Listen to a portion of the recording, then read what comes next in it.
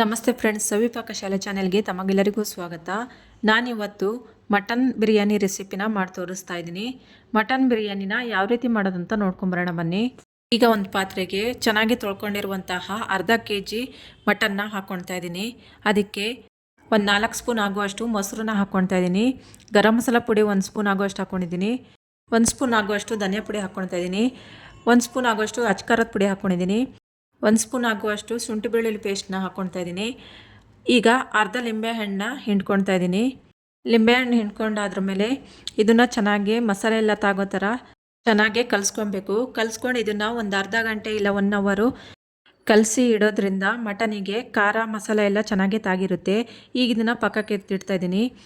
ಈಗ ಒಂದು ಮಿಕ್ಸಿ ಜಾರಿಗೆ ಚೆನ್ನಾಗಿ ತೊಳ್ಕೊಂಡಿರುವಂತಹ ಮೆಂತ್ಯ ಸೊಪ್ಪನ್ನ ಒಂದು ಹಿಡಿ ಹಾಕ್ಕೊಳ್ತಾ ಇದ್ದೀನಿ. ಮೆಂತ್ಯ ಸೊಪ್ಪು ಜಾಸ್ತಿ ಹಾಕ್ಕೊಳಕ್ಕೆ ಹೋಗ್ಬೇಡಿ, ಕಹಿ ಆಗಿಬಿಡುತ್ತೆ. ಒಂದು ಹಿಡಿ ಪುದೀನ ಸೊಪ್ಪು ಹಾಕ್ಕೊಳ್ತಾ ಇದ್ದೀನಿ. 4 ಹಸಿಮೆಣ್ಸಿಕಾಯಿ ಹಾಕ್ಕೊಂಡಿದ್ದೀನಿ. ಒಂದು ಈರುಳ್ಳಿ ಕಟ್ ಮಾಡ್ಕೊಂಡು ಹಾಕ್ಕೊಳ್ತಾ ಇದ್ದೀನಿ. 1/4 ಟೀ ಸ್ಪೂನ್ ಆಗುವಷ್ಟು ಅರಿಶಿನ ಪುಡಿನ ಹಾಕ್ಕೊಳ್ತಾ ಇದ್ದೀನಿ. ಒಂದು ಚಿಕ್ಕ ಕಪ್ಪಲ್ಲಿ 1 ಕಪ್ ಆಗುವಷ್ಟು ತೆಂಗಿನಕಾಯಿ ತುರಿನ ಹಾಕ್ಕೊಳ್ತಾ ಇದ್ದೀನಿ.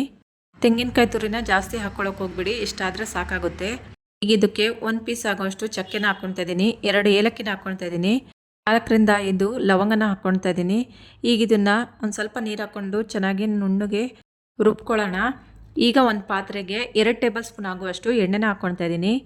ಅದಕ್ಕೆ ಒಂದು ಸ್ವಲ್ಪ ಕರಿಬೇವು ಸೊಪ್ಪನ್ನ ಹಾಕ್ಕೊಳ್ತಾ ಇದ್ದೀನಿ. ಕರಿಬೇವು ಸೊಪ್ಪು ಎಣ್ಣೆನಲ್ಲೇ ಚೆನ್ನಾಗಿ ಫ್ರೈ ಆಗಿದೆ.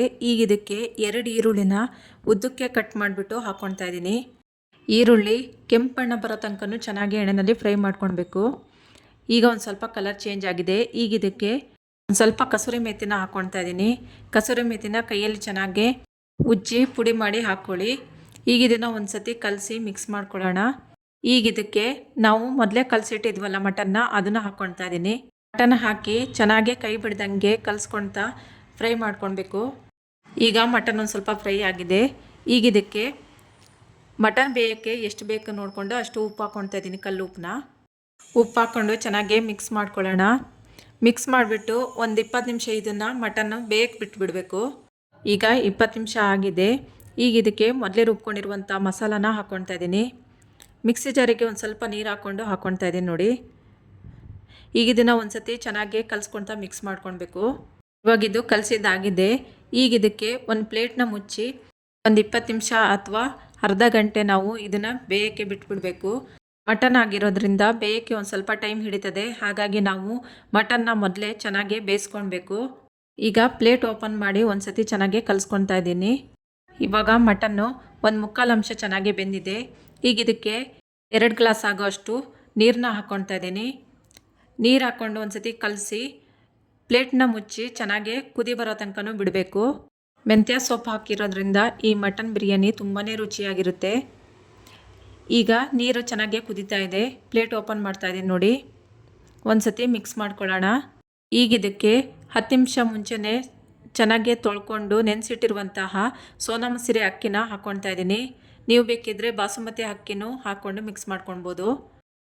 ಅಕ್ಕಿ ಒಂದು ಸತಿ ಚೆನ್ನಾಗಿ ಕಲಿಸ್ಕೊಂಡು ಮಿಕ್ಸ್ ಮಾಡ್ಕೊತಾ ಇದ್ದೀನಿ.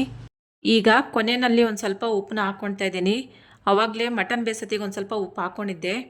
ಉಪ್ಪು ಹಾಕ್ಬಿಟ್ಟು ಒಂದು ಸತಿ ಚೆನ್ನಾಗಿ ಕಲಿಸ್ಕೊಳ್ತಾ ಇದ್ದೀನಿ. ಈಗ ಪ್ಲೇಟ್ನ ಮುಚ್ಚಿ ಇದನ್ನು ಚೆನ್ನಾಗಿ ಕುದಿಸ್ಕೊಳ್ಬೇಕು. ಈಗ ಪ್ಲೇಟ್ನ ತೆಗೆದುಬಿಟ್ಟು ಇನ್ನೊಂದು ಸತಿ ಚೆನ್ನಾಗಿ ಕಲಿಸ್ಕೊಳ್ತಾ ಇದ್ದೀನಿ. ಇಲ್ಲ ಅಂತ ಹೇಳಿದರೆ ತಡೆ ಹಿಡಿದುಬಿಡುತ್ತೆ. ಈಗ ಪ್ಲೇಟ್ನ ಮುಚ್ಚಿ ಚೆನ್ನಾಗಿ ಬೇಯಿಸ್ಕೊಳ್ಳೋಣ. ಈಗ ನೋಡಿ, ಮಟನ್ ಬಿರಿಯಾನಿ ರೆಡಿಯಾಗಿದೆ. ಡಿಫ್ರೆಂಟ್ ಆಗಿರುವಂತಹ ರುಚಿಕರವಾದಂಥ ಮಟನ್ ಬಿರಿಯಾನಿ ಯಾವ ರೀತಿ ಮಾಡೋದಂತ ನೋಡ್ಕೊಂಡ್ರಲ್ವಾ ಫ್ರೆಂಡ್ಸ್. ಈ ಮಟನ್ ಬಿರಿಯಾನಿನ ನೀವು ಒಂದು ಸತಿ ಟ್ರೈ ಮಾಡಿ ನೋಡಿ. ಇಷ್ಟ ಆದರೆ ಲೈಕ್ ಮಾಡಿ, ಶೇರ್ ಮಾಡಿ, ಸಬ್ಸ್ಕ್ರೈಬ್ ಮಾಡಿ friends. Thank you for watching.